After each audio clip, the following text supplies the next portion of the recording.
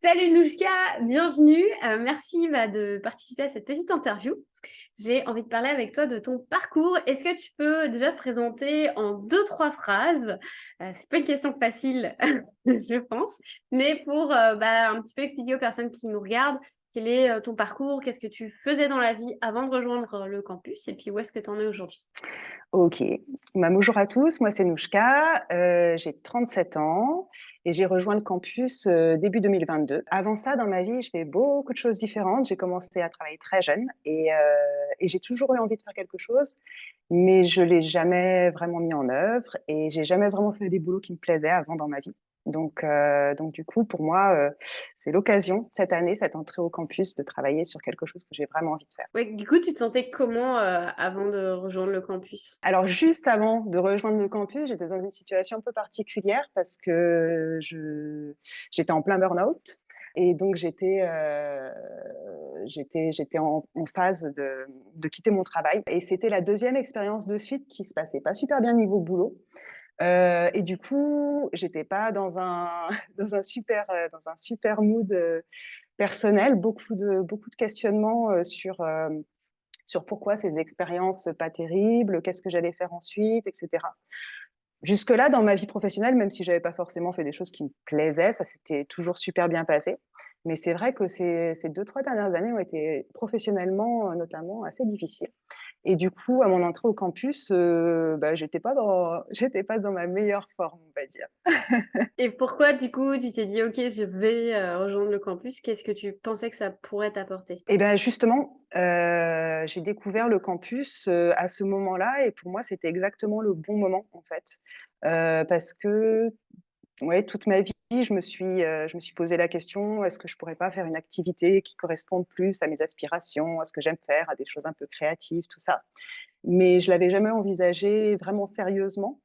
D'autant que, à côté de ça, professionnellement, même si ça me plaisait pas énorme ce que je faisais, ça marchait super bien. Enfin, voilà, j'ai une petite carrière de jeune cadre débutante, dynamique, tout ça. Enfin voilà, ça s'était toujours super bien passé professionnellement et donc, même si j'avais envie de faire quelque chose d'autre, c'était un peu sortir de ma zone de confort, me mettre en danger et donc du coup, je l'avais jamais fait. Donc en fait, le fait de découvrir le campus à un moment de ma vie professionnelle où ça se passait pas super bien et ben ça a été le déclencheur. En fait, je me suis dit, dans mon avenir professionnel, j'ai vraiment envie de faire quelque chose qui me plaît et de taffer, dans des conditions, qui me conviennent et faire des choses super chouettes, quoi et pas souffrir, au travail. Donc en fait, le fait d'avoir vécu ces expériences difficiles, ça a été le déclencheur de me dire, «Je peux plus continuer comme ça. En fait, je j'envisage pas mon futur comme ça et prenons le risque de faire quelque chose de différent». Qu'est-ce que tu as fait grâce au campus que tu aurais peut-être pas osé faire avant? Alors, déjà, la première chose qui est un peu la base, c'est que j'envisage sérieusement de créer une activité. Jusque-là, j'avais toujours fait des petits travaux, mais à la marge, genre, en mode loisir pour m'amuser, même si, j'avais pu gagner un petit peu d'argent, mais voilà, sans en faire mon métier et j'avais jamais vraiment eu confiance dans le fait que, je pouvais créer une activité, viable et qui me permette de vivre et de m'éclater dans mon travail et du coup, d'entrer dans le campus, ça m'a fait, découvrir qu'il y avait des gens qui vivaient d'une activité qui leur convenait, qui leur plaisait et qui s'éclataient et du coup, je me suis dit: «Bah, oui, c'est possible, donc essayons d'imaginer comment ce serait possible pour moi». Donc déjà ça, c'est pour moi, c'est un grand, grand pas parce que, je l'ai jamais envisagé puis notre entourage, est toujours assez rassurant, dans ces cas-là, pour nous dire, «Non mais te lance pas, qu'est-ce que tu vas faire? Tu te rends pas compte, le risque, blablabla». Donc du coup, voilà, c'était un peu l'encouragement que j'attendais pour vraiment réfléchir, sérieusement à quelque chose que je pourrais faire. Donc ça, c'est vraiment la première chose et la chose la plus importante pour moi. Et puis, après depuis le début de l'année, depuis mon arrivée au campus, j'ai monté un projet perso, qui s'appelle Dave Dance et j'ai créé une chaîne YouTube, ce que j'avais jamais vraiment envisagé de faire dans ma vie. Voilà, voilà, c'est un petit événement en soi pour moi et donc j'ai créé ce projet, j'ai commencé à y travailler en février, j'ai diffusé le premier épisode en mai et là, j'ai tourné le cinquième épisode et voilà, je suis très, très fière d'avoir réussi à concevoir et et à réaliser surtout un projet sur, déjà une petite longueur. Alors, puis c'est un projet dont l'objectif me tient à cœur et donc je pense que c'est quelque chose que je vais continuer sur une longue durée. Après, en ce moment, je suis en train de revoir le format parce que la réalisation de ce projet me prend énormément de temps. En gros, 1 mois par épisode et du coup, c'est beaucoup trop parce que c'est pas le cœur de ce que je veux faire. Donc, je réfléchis à modifier mon concept de départ pour faire quelque chose, qui convienne mieux à ma façon de travailler. Mais ceci dit, enfin, c'est la première fois de ma vie où je réalise un projet d'aussi grande envergure, on va dire, sur une longue durée en relation en plus avec des gens puisque c'est des vidéos sur des danseurs amateurs donc il y a la rencontre avec les danseurs, il y a une partie interview, une partie, filmer la danse, la partie montage, la partie diffusion, enfin voilà, c'était, la partie graphisme. Donc ça m'a permis de faire beaucoup de choses et de me débloquer, aussi pour faire quelque chose, même si je le faisais pas forcément super bien et c'est encore le cas aujourd'hui, hein. On a toujours des choses à améliorer, bien sûr.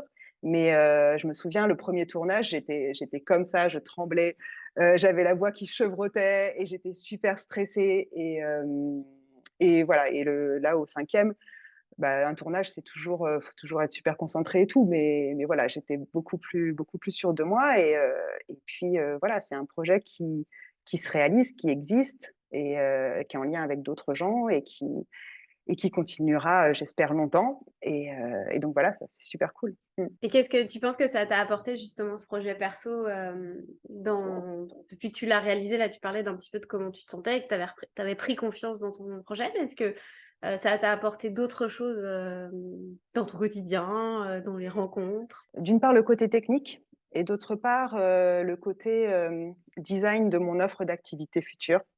Donc déjà d'un point de vue technique, bah, j'ai appris beaucoup de choses parce qu'évidemment quelque chose qu'on n'a jamais fait, voilà. Où placer la caméra, comment enregistrer, tout ça, tout ça, tout ça. Ensuite sur mon activité, ça m'a vachement aidée dans ma réflexion, mine de rien, inconsciemment. Parce qu'en fait, je me suis rendu compte que, moi, ce qui m'intéressait le plus comme travail, c'est la conception de projet, la planification. C'est-à-dire, avoir une idée, la développer, la designer, savoir, voilà, qu'est-ce qu'on veut faire, pourquoi, comment et tout, la planifier. J'ai envie de dire que le travail que je préfère, il s'arrête là après. Parce que la réalisation en elle-même, c'est-à-dire, une fois que le projet, il est pensé, il est prévu, il est planifié, tout machin, bah, la réalisation technique, en fait, j'aime, faire des belles choses et que tout ça, mais en fait, c'est pas ce qui m'intéresse le plus. Par exemple, la vidéo, c'est super technique, tout ça et là, je suis vraiment, loin, loin d'avoir un bon niveau. Mais en fait, ça m'intéresse de faire des belles vidéos, mais sans plus. C'est-à-dire que la technique en elle-même, c'est pas vraiment ce qui me motive. Et du coup, ce projet m'a fait avancer aussi sur la réflexion de qu'est-ce que je pourrais proposer comme activité? Ce qui a été la grande question de ma vie quand même, qu'est-ce que je pourrais bien faire de ma vie? Et en fait, je me suis rendu compte que voilà, ce qui m'intéressait moi, c'est de travailler sur les idées, genre, un brainstorming à partir d'une idée qui passe comme ça, bah, on prend cette idée, on la décortique, on l'extrapole, on fait des liens, voilà, on imagine ce que pourrait devenir cette idée et ensuite, voilà, on la plastifie, on la dessine et on prépare son intégration dans la phase de réalisation pour que cette idée qui passait comme ça, tel un petit papillon dans le ciel, bah, devienne une réalité et puisse prendre éventuellement de l'ampleur. Et en fait, c'est ça vraiment qui me botte. Par exemple, Dave Hayden, je me suis régalée sur la conception, sur l'univers graphique, sonore, et voilà, ça me régale vraiment. Et du coup, j'ai décidé très récemment, enfin, de me fixer un objectif de création d'activité qui concerne justement ça, c'est-à-dire la conception de création ou de projet. Et donc, bah, j'ai envie de le faire. Moi, j'aime le faire pour moi, bien sûr, mais j'aime aussi beaucoup travailler sur les idées des autres. Et en fait, je me suis rendu compte que dans ma vie, j'avais fait ça plein de fois déjà, d'aider des gens à faire émerger leur idée, à leur donner forme et à les réaliser dans la vraie vie. Et en fait, je me suis dit, mais c'est ça que j'ai envie de faire. Tu as des étoiles dans les yeux quand tu dis ça fait plaisir parce que, je me souviens que quand tu es rentrée dans le campus, tu étais pas, avec autant d'étoiles dans les yeux et là, ça fait vraiment plaisir de te voir, briller comme ça et de sentir, ton enthousiasme. Finalement, en fait, c'est un petit peu de la direction artistique aussi que tu as envie de faire, j'ai l'impression. Dans ce que tu dis, la création sonore, visuelle, en plus de la logistique, c'est pas mal le métier de directeur artistique, aussi, Alors hein. oui, c'est beaucoup ça, mais en fait, ce qui me plaît le plus, moi, c'est d'accompagner les gens. Donc, mon idée, ce serait d'être un genre de co-directeur artistique avec quelqu'un qui veut créer quelque chose, que ce soit, une création artistique, parce que c'est ce qui m'intéresse le plus, mais aussi, un projet, n'importe lequel en fait. Ce que j'aime beaucoup moi, c'est travailler, en collaboration avec un créateur pour, l'aider, à la fois, un peu comme un genre de coaching, c'est-à-dire essayer de faire sortir de lui tout ce qu'il a en lui, mais aussi apporter moi, mon pas mon univers, mais on va dire les idées que je peux avoir par rapport à son projet pour l'aider à, voilà, à avancer, alimenter sa machine à idées, et cetera. Et donc en fait, la direction artistique, oui, bien sûr, j'adore ça, mais je l'envisage plutôt comme une collaboration avec un créateur, plutôt que de travailler pour un client en créant moi-même, quelque chose par rapport à sa demande. Mais ça reste assez proche en fait, parce que tu peux avoir cette notion de direction artistique pour un créateur. Enfin bref, après on rentre dans les, dans les détails techniques. Et sur le campus, c'est quoi finalement qui t'a le plus aidé ou quels sont les éléments qui t'ont aidé justement à mieux cerner ce que tu avais envie de faire? Alors, il y a le travail donc sur le projet perso, parce que je me souviens que dès que je suis arrivée sur le campus, tu nous as happés, les petits nouveaux, en nous disant: «Il faut lancer un projet perso, il faut se mettre en action, créer quelque chose». Et d'ailleurs, je pense que c'est toi qui m'as donné cette idée de créer, Davai Dance, enfin de créer quelque chose, sur la danse, puisque j'aime beaucoup la danse. Donc il y a le projet perso qui m'a beaucoup aidée. Après, il y a le travail sur les modules, sur lesquels j'ai avancé régulièrement, même si j'étais pas fixée sur le projet que je voulais faire, mais de réfléchir, de voir les différents concepts dans les modules, ça m'a aidé à progresser. Après, il y a eu aussi les équipages auxquels j'ai participé, plusieurs fois. J'ai pas compté le nombre de fois, mais un certain nombre, et notamment, au tout début de mon entrée sur le campus ou pas longtemps après, et du coup qui m'a permis de rencontrer d'autres personnes sur le campus, certaines qui étaient là depuis plus longtemps, et d'échanger sur leur parcours, et cetera. Ça aide aussi à, à savoir ce qu'on veut faire, à échanger des conseils, et voilà, on rencontre aussi d'autres personnes qui n'avaient pas forcément d'idée au départ et qui en ont une et qui ont travaillé dessus et qui aujourd'hui, s'épanouissent, complètement dans ce qu'elles font, et donc du coup, on se dit: «Je ne sais pas encore, mais c'est possible, ça va venir». Et tu as mis un message il y a pas longtemps sur la boussole. Est-ce que tu veux nous en parler un petit peu de ton expérience avec la boussole? Parce que j'ai trouvé ça intéressant en fait, ton approche. Oui, c'est vrai, la boussole aussi. Donc la boussole où vous répondez, à nos questions multiples et variées, et du coup, depuis, que je suis sur le campus, au début, j'avais pas trop eu de temps pour regarder. Je regardais juste quand moi je posais une question, je regardais la réponse, mais j'avais pas pris le temps, j'avais pas du tout le temps, notamment grâce à ce projet d'Avoidance qui me prenait trop de temps. J'avais pas pris le temps de regarder, les réponses aux questions des autres collègues. Et en fait, depuis la rentrée, je me suis mis, un planning, assez formel de progression dans les modules, et en même temps que je progresse dans les modules, je binge watch la boussole. Donc je crois que j'en suis, au printemps 2021. Genre, je suis en mars 2021, donc je les remonte en fait. J'ai commencé par la dernière, et je remonte dans le temps, et donc du coup, je les mets en fond sonore quand je travaille. Voilà, et du coup, ça permet de alors c'est super parce que j'aime beaucoup, voir le parcours, en reverse des gens que j'ai rencontrés en fait cette année, et du coup là j'arrive à leur début quand eux sont entrés sur le campus, et du coup c'est très rigolo parce que l'image que j'ai eue d'eux quand je les ai rencontrés, cette année, et leur évolution depuis qu'ils sont arrivés sur le campus, c'est très drôle, et puis d'avoir des réponses, à des questions, similaires à celles qu'on peut se poser dans d'autres contextes, ça amène aussi une autre réflexion, parce que des fois, on est tellement dans son truc, perdu dans ses problèmes, ses obstacles et tout, qu'on n'arrive pas à trouver d'issue, et des fois, d'avoir l'exemple de quelqu'un d'autre dans un sur quelque chose de totalement différent, ça nous fait voir,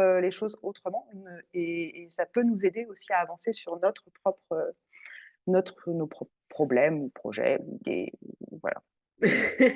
Bah, c'est clair qu'on prend le temps de bien répondre, mais c'est vrai que c'est pour ça qu'on vous dit souvent, mettez vos questions, puis n'hésitez pas à les partager parce que d'autres personnes peuvent les regarder et avoir justement ce côté où bah, vous apprenez à vous connaître comme ça aussi, mais à interpréter quand on voit des exemples. Il n'y a rien de tel que des exemples pour être capable d'appliquer à soi le concept. Et je trouvais ça hyper intéressant que tu regardes toutes les boussoles en arrière et que tu t'en imprègnes. Puis tu dois peut-être voir aussi notre façon d'aborder les choses, peut-être qui est différente, qui évolue avec vous finalement. Tu verras peut-être que les premières boussoles ont une autre approche, mais bon, après, pas tant que ça, mais je pense qu'on a dû tu sais, adapter notre façon d'aborder les choses avec vous aussi, en sachant un peu sur quoi vous bloquiez. Mais c'était vraiment très touchant aussi ton message, parce que c'est vrai que des fois, on se rend pas compte, tu sais, que bah, y a quelqu'un qui va regarder toutes les vidéos et qui va prendre ce temps, parce qu'on en met du temps dans la boussole.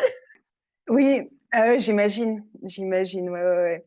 Non, mais c'est un sacré travail et ça, c'est vraiment quelque chose de très important, je trouve, sur le campus parce que, bah, on avance chacun, en autonomie, à notre rythme, selon notre projet, selon nos moyens et cetera et heu et des fois, voilà, s'il n'y avait que la formation qui est en elle-même super, mais on pourrait se sentir un peu perdu ou se poser des bonnes questions ou pas des bonnes questions et pas trop savoir où aller et du coup, la boussole, moi, je sais que c'est un depuis que j'ai repris la formation régulièrement, là, c'est un rendez-vous régulier tous les 15 jours où en fait, pendant que je travaille, je me mets de côté des questions et cetera et puis quand je reçois le message: «Attention, bientôt une nouvelle boussole», du coup, je me dis: «Alors attends, c'est quoi tous les problèmes, les questions que j'avais?» et j'essaye de les organiser. Il y en a certaines auxquelles j'ai répondu entre-temps et d'autres nouvelles qui arrivent et du coup, ça permet aussi de faire un point, chaque quinzaine, de dire où j'en suis, et savoir là où j'ai besoin d'un coup de main pour avancer et du coup le fait que vous preniez, vraiment le temps de comprendre la question, le problème et d'essayer de nous répondre, au mieux et de nous orienter pour qu'on puisse, progresser ensuite, c'est vraiment quelque chose d'important. C'est cool. Est-ce que tu avais hésité à rejoindre le campus? Oui, mais pas longtemps. Pourquoi tu avais hésité? Alors ma grosse hésitation, c'est parce que, je doutais beaucoup, d'être capable, de faire quelque chose. En fait, quand j'ai découvert le travail que vous faisiez, j'ai trouvé ça, vraiment génial et l'approche me correspondait vraiment totalement par rapport à, voilà, ce que je pensais ou ce que j'aurais eu envie de faire. Mais je doutais beaucoup, en fait. Je me suis dit: Je vais m'inscrire là, je vais apprendre des trucs super, rencontrer des gens super et tout, mais est-ce que je vais être capable de faire moi quelque chose, en fait? Et j'avais ce gros doute-là de me dire: «Je vais me lancer dans quelque chose, mais en fait, je vais jamais y arriver. Je vais jamais faire quelque chose, en fait», voilà et du coup, j'avais ce gros doute-là, Et qu'est-ce qui fait que tu penses que tu as réussi à faire quelque chose, par rapport à ça? et ben, en fait, j'ai découvert que je me mettais beaucoup, beaucoup la pression d'arriver justement à faire quelque chose et quelque chose qui ait du sens et qui corresponde à voilà. En fait, je mets toujours tellement d'attentes sur ce que j'ai envie de faire que, bah, pendant très, très longtemps, ça m'a paralysée, où j'ai fait des petites choses comme ça, mais sans vraiment y croire en un sens et bah, en fait, aujourd'hui, je fais des choses que je ne trouve pas forcément excellentes mais j'ai découvert que, voilà, faire des choses, bah, c'était tout simplement faire des choses et qu'en les faisant et bah, ça nous amenait vers quelque chose, peut-être, et qu'en tout cas, c'était constructif et que c'était ça, en fait, le secret. C'était de faire des choses et au fur et à mesure, on construit quelque chose qui a du sens. Mais en fait, je pense qu'on est beaucoup dans ce cas-là où on essaye, enfin, je pense à une collègue du campus aussi qui est un peu dans le même état d'esprit, en fait, qui a tellement besoin d'avoir quelque chose de clair dans sa tête, de designer dans sa tête quelque chose de beau, de ce qu'elle pourrait faire, qui ait du sens, qui soit cohérent, dans lequel elle se sente bien et cetera. Qu'en fait, on n'y arrive pas parce que tout change et parce que, tant qu'on n'a pas fait des choses, on peut pas savoir, en fait, si ça va être vraiment beau, si ça va fonctionner ou pas et donc en fait, ce que j'ai découvert, c'est surtout ça, c'était que alors c'est un combat quotidien, hein. Je dis pas que j'ai réussi parce que chaque jour, je j'ai cette petite voix qui me dit: «Ouais, mais tu vas pas y arriver, tu vas faire des trucs trop nuls et tout ça, ça a pas de sens, machin» et donc du coup, il faut que je me redise: «Ouais, mais c'est pas grave. OK? Je vais faire des choses nulles, mais c'est pas grave. Au moins, tu les as faites. Et puis au fur et à mesure, ces choses nulles vont m'aider à faire d'autres choses qui seront moins nulles et peut-être que parmi les choses que je ferai, il y en a qui seront voilà, c'est comme dans les créations, hein, il y a des choses achetées et des choses qu'on garde et qui sont précieuses, mais si on l'avait pas fait, on n'aurait pas pu le découvrir. Bah, quand on sait que Picasso dessinait sans arrêt et que si tu vas voir son musée à Barcelone et que tu vois le nombre d'esquisses qu'il faisait par tableau avant d'arriver à son chef-d'œuvre, ben oui, oui. Mais au moins, tous les jours, il y a quelque chose qui t'est posé sur la table. Et toi, tu as eu des réponses avec ton projet perso, tu t'es mise en mouvement. Puis là, on en a parlé dans la dernière boussole. Je t'ai dit, bon, là, c'est trop de temps, tu vas un peu trop t'immerger dedans. Essaye de penser à un format plus court et justement de moins sentir cette pression. Parce que là, je sentais que tu commençais à te mettre des grosses pressions. Et oulala, on va essayer de sortir de la pression et de réduire un peu ça pour que tu puisses te sentir toujours en mouvement. Donc ça, c'est un super bon conseil que tu donnes aux personnes qui nous écoutent parce que se mettre en mouvement, c'est avoir des réponses. Et on en parlait dans une dernière interview qu'on a faite sur le podcast, justement, où il faut vraiment mettre les choses sur la table et les montrer au monde. Et c'est quand on les montre au monde qu'il y a des choses qui naissent et qu'il y a quelqu'un qui va peut-être te dire « Ah mais tiens, j'ai pensé à telle personne ou à telle chose » et que tu peux les améliorer. Sinon, les choses magnifiques restent dans ta tête et personne ne peut en profiter. Alors que... Et en plus, surtout, on a tous un regard en se disant « Ah, j'aimerais que mon illustration, mon film ressemble à ça. » Et on se dit « Si je le mets sur la table comme il est, tout le monde va voir tous les problèmes que moi je vois. » Alors que pas du tout. Peut-être la personne la meilleure du monde sur le sujet, mais les autres, non. Et ils sont super contents de l'avoir sous les yeux et d'en profiter. Donc, c'est un très bon conseil de dire qu'il faut se mettre en mouvement et c'est normal. Et je pense qu'il y a beaucoup de créateurs qui ont on a beaucoup ça, cette insatisfaction permanente sur les choses qu'on fait. Mais ça nous permet d'avancer. Et ça, c'est une bonne chose. Et quand je te vois me parler avec les yeux qui pétillent de ton projet, des choses que tu as envie de faire et de tout ça, alors que je me souviens que quand on s'est parlé la première fois, tu n'avais pas autant d'étoiles dans les yeux, c'était plus modéré. Bah, ça fait plaisir de voir ton évolution.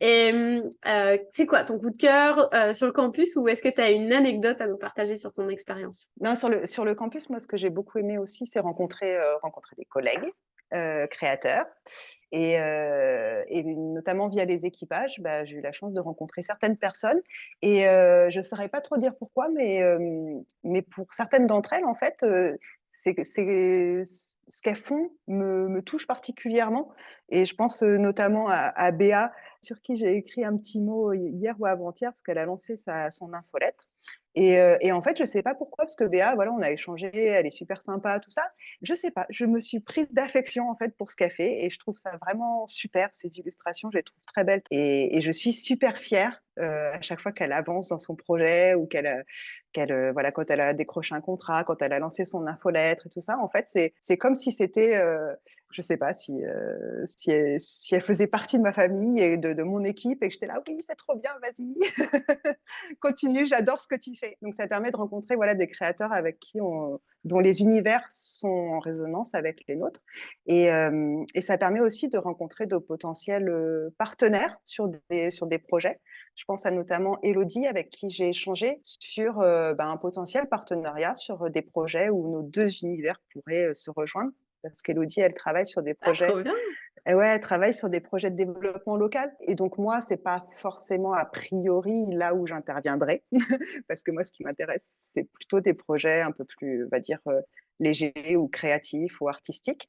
Mais ceci dit, on a discuté ensemble, de ce que chacune faisait et on s'est dit que, amener de la créativité aussi dans des projets entre guillemets «sérieux», ça pouvait être intéressant et donc voilà, on a échangé là-dessus et on est en contact pour réfléchir à différents, à différents projets. C'est trop bien de voir que vous arrivez à, c'est ça, à avoir cet échange entre vous. Surtout que donnerai quelques références en off, justement, de projets comme ça à Montréal. Ça va peut-être vous donner encore plus d'inspiration. Donc, trop cool. Et qu'est-ce que tu dirais justement à quelqu'un qui te regarderait et qui serait comme toi à ta place quand tu étais en train de regarder le bootcamp et qui se demande est-ce qu'il devrait rejoindre ou pas le campus? Est-ce que tu as un petit mot à lui partager sur là, il se dit j'y vais pas. Alors, Je pense que c'est une décision personnelle parce qu'il faut que, il faut que ça te corresponde. Il faut que ce soit le bon moment pour toi. Mais si ça te correspond et si c'est le bon moment pour toi, il faut pas hésiter parce que voilà, il faut faire. Il faut faire pour avancer. Il faut pas, alors on a tous peur bien sûr, mais il faut pas se laisser stopper par la peur de ne pas y arriver ou de ne pas trouver, ta voix tout de suite. Voilà, faut pas avoir peur de se mettre en mouvement et de faire le travail pour que les choses avancent. Donc si c'est le bon moment et si ça te correspond, pas d'hésitation, lance-toi, tu as tout à gagner. Trop chouette. Alors, où est-ce qu'on peut te retrouver si on veut découvrir ton travail, si on veut découvrir Davai Dance ou si on veut t'embaucher pour mettre en place des projets? Je suis en train de revoir, toute la partie com qui n'est absolument pas au top, mais ceci dit, je suis quand même présente sur plusieurs réseaux. Donc je m'appelle Nouchka et mon pseudo sur les réseaux, c'est Nouchka Rocks, pour le côté rock. Et du coup, je suis principalement sur Insta. Après, aussi en lien avec Facebook mais bon, on va dire que c'est principalement sur Insta et le projet d'Avoidance, lui, a aussi un compte Instagram, mais sinon les vidéos complètes, on peut les retrouver sur YouTube, et ça s'appelle Davoidance. Génial. Bah écoute, on va inviter tout le monde à aller voir tes différents comptes et puis on va suivre ton évolution progressivement, étape par étape. Il y aura peut-être d'autres interviews avec toi pour voir où est-ce que tu en seras dans quelques mois sur tes nouveaux formats, tes nouveaux projets. Et merci beaucoup d'avoir partagé ton expérience du campus. Et je suis trop contente de voir que ça avance petit à petit et que tu commences à éclaircir et surtout à croire dans ton projet et que tu t'es mise en mouvement et tu as lancé un projet perso alors que tu avais peur, alors que tu croyais pas trop. Et finalement, ton petit bébé d'Avoidance, il commence à exister. Et là, je pense on va encore plus lui donner encore plus de puissance pour qu'il existe encore plus fort et qu'il soit connu encore plus par encore plus de monde. Donc, un gros merci, Nouchka, et on se retrouve sur le campus.